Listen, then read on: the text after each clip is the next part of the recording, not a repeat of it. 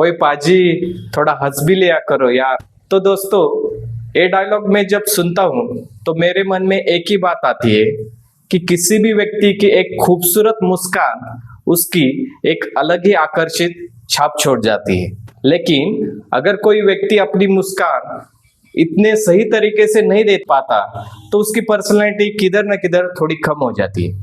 तो ये मुस्कान छुपाने के पीछे कहीं उस व्यक्ति के आगे पीछे या टेढ़े मेढ़े दांत तो नहीं। तो दोस्तों, मैं आप सभी का doctor Vijay Singh Tanpure, smile designing and cosmetic dental surgeon. आज हम इस वीडियो में देखेंगे इस टेढ़े मेढ़े दांतों को किस तरीके से उपचार किया जाता है। तो दोस्तों, हम आज डायरेक्टली ट्रीटमेंट के बारे में देखने से पहले देखेंगे कि इस टेढ़े मेढ़े दांतों के पीछे क्या वजह है, ये मेरे टेढ़े मेढ़े दांत क्यों हुए। तो हम देखेंगे उसके पीछे का रीजन। तो पहला रीजन है दोस्तों कि ये दांत जो मिल्क टीथ रहते हैं वो सही समय पे नहीं गिरना। सही समय मतलब क्या, किसी भी व्यक्ति का एज 7 से 13 इयर्स में रहता है तो उसमें एक ट्रांजिशन फेज रहती है। ट्रांजिशन फेज मतलब मिल्क टीथ गिर जाएंगे और उसके नीचे परमानेंट टूथ आ जाएंगे। लेकिन अगर ये दांत सही समय पे नहीं गिरते और उसी जगह पे सही टाइम पे परमानेंट टूथ नहीं आते तो ये दांत आगे पीछे होना ये तो संभव है। तो इस चीज को हम कैसे रोक सकते हैं कि सही टाइम पे 7 से 13 एज में हम अगर डेंटिस्ट के पास जाए और रेगुलर फॉलोअप रखे कि हमारे दांत सही टाइम पे गिरे तो नहीं है, या कभी दूध के दांत भी है और उसके पीछे परमानेंट टूथ भी है, तो सही टाइम है कि मिल्क के टीथ निकाल देने चाहिए। दूसरा एक रीजन है कि कोई बच्चों में हैबिट्स रहते हैं, जैसे कि टंग थ्रस्टिंग हैबिट, दो दांतों के बीच में जबान को लाना। उस जबान लाने के वजह से दांतों के ऊपर अननेसेसरी प्रेशर आके दांत आगे पीछे होते। किसी बच्चों में रहता है थंग सकिंग मतलब अंगूठा चूसना।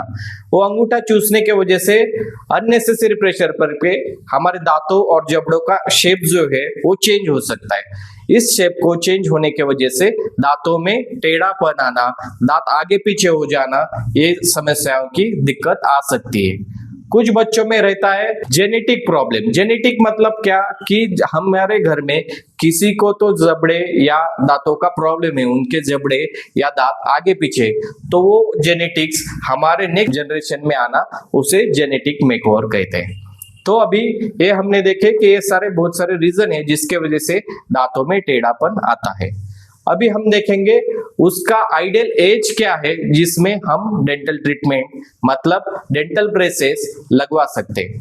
टेढ़े मेढ़े दांतों का ट्रीटमेंट उसे कई बार दांतों में तार लगाना ऐसे भी कहा जाता है। दोस्तों, उसका सही एज है 12 से 14 साल के बाद और 18 साल। This is the ideal age जहां पे ये ट्रीटमेंट की जाती है। वही एज आइडियल एज क्यों कहा जाता है, क्योंकि इस टाइम पे बोन उनका सॉफ्ट रहता है जिसमें चेंजेस लाना बहुत आसान रहता है और रिजल्ट जो आता है वो मैक्सिमम लेवल तक हम कर सकते हैं। अभी हमने आइडियल एज देखा, तो अभी देखेंगे कि उसको करने का तरीका क्या है। उसको एक खास प्रकार का मटेरियल यूज करके दांतों के ऊपर चिपकाया जाता है। उसमें रहते ब्रैकेट्स, ब्रैकेट जो हम सब लोग देखते हैं कि उसके वजह से दांत सीधे होते हैं, और उसके अंदर रहती है तार, वो मेटल की तार रहती है। तो हमने अभी देखा कि टेढ़े मेढ़े दांतों के पीछे क्या क्या रीजन है और उसका आइडियल एज क्या है जिसमें ट्रीटमेंट चालू करनी चाहिए। तो अभी हम देखेंगे कि ये ट्रीटमेंट जो है उसके लिए कौन से मटेरियल्स यूज किए जाते हैं। उसमें मेनली 3 टाइप्स के मटेरियल यूज किए जाते हैं। फर्स्ट है जो पारंपरिक पद्धति से जो चल रहा है मेटल ब्रेसेस। वो एक ट्रीटमेंट है जिसमें धातु के मेटल के ब्रेसेस यूज किए जाते हैं, ब्रैकेट्स, और उसमें मेटल की तार होती है, तो वो हो गया मेटल ब्रेसेस। उसके बाद है सिरेमिक ब्रेसेस। सिरेमिक ब्रेसेस और मेटल ब्रेसेस में क्या फर्क है, कोई व्यक्ति को लगता है कि मैं जब स्माइल देता हूँ तो ये ट्रीटमेंट के दौरान जो मेरे स्माइल के बाद ब्रेसेस दिखते हैं, ब्रैकेट्स दिखते हैं, वो दिखने नहीं चाहिए। तो उसके लिए ये कॉस्मेटिक प्रकार के एक टाइप है जिसमें ये दूर से वो ब्रेसेस दिखते नहीं है, उसे बोलते हैं कि कॉस्मेटिक ब्रेसेस। थर्ड जो टाइप है वो है अलाइनर्स। ये अलाइनर्स क्या करते हैं, ये थर्मोप्लास्टिक ट्रेज है जो वेरी सॉफ्ट रहते हैं और लगाने के बाद जब हमारी ट्रीटमेंट चालू रहती है तो वो समझ में नहीं आता दूसरे लोगों को कि इसकी ट्रीटमेंट डेंटल की चालू है। तो कॉस्मेटिक का एक हायर वर्जन है जिसमें हमारी ट्रीटमेंट तो चालू रहती है लेकिन बाकी लोगों को समझ में नहीं आता है। लेकिन इसकी अगर कॉस्ट हम देखें तो ये मेटल या सिरेमिक के ब्रैकेट जो है उसके 3 या 4 टाइम्स इसकी कॉस्टिंग होती है। तो अभी हम देखेंगे ट्रीटमेंट ड्यूरेशन कितना है। एक्चुअली ब्रेसेस ट्रीटमेंट या तारों का ट्रीटमेंट, उसे ऑर्थोडोंटिक ट्रीटमेंट भी बोलते हैं, वो 1.5 साल से 2 साल तक चलती है। लेकिन कोई ट्रीटमेंट रहती है जो मिक्स डेंटेशन, मतलब milk teeth and permanent teeth दोनों भी किसी व्यक्ति में रहते हैं और तभी उसको टेढ़े मेढ़े दांतों का प्रॉब्लम आता है, तो वो ट्रीटमेंट हम जल्दी भी करते हैं एट द एज ऑफ 7 से 10 साल के बीच में।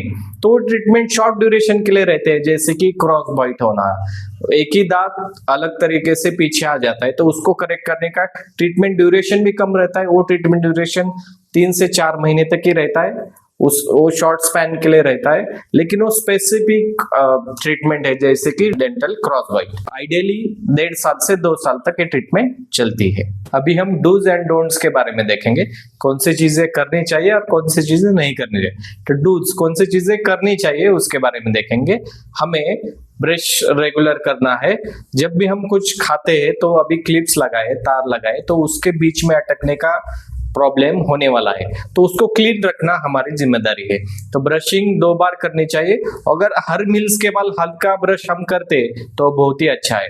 उससे क्या होता है कि जो कुछ खाया हुआ अटक जाता है तारों के बीच में, वो निकल जाता है और उसके वजह से गम्स को कोई प्रॉब्लम नहीं होता है। पेस्ट कौन सी यूज करनी चाहिए? तो पेस्ट फ्लोरिडेटेड पेस्ट यूज करनी चाहिए, जिसके वजह से क्लीनिंग रखने के लिए मदद हो जाता है। उसके बाद ब्रश ये सॉफ्ट क्वालिटी का ब्रश लेना है और स्पेसिफिक ऑर्थोडोंटिक ब्रशेस रहते, उसके बारे में अगर आप अपने ऑर्थोडोंटिस्ट को पूछेंगे तो बहुत अच्छा है। तो ऑर्थोडोंटिक टूथब्रश को यूज करना चाहिए।